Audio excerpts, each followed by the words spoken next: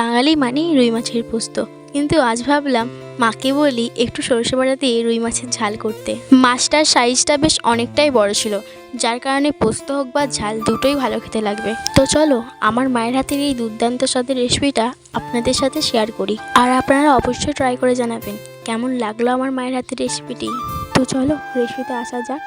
সবার প্রথমে মা মাছগুলো 2 থেকে 3 মিনিটের মতো উল্টে পাল্টে ভেজে নিয়ে এরপর ওই তেলেতেই আরও একটু তেল দিয়ে ফোড়নে দিয়েছে কাঁচা লঙ্কা এবং 5 ফোড়ন।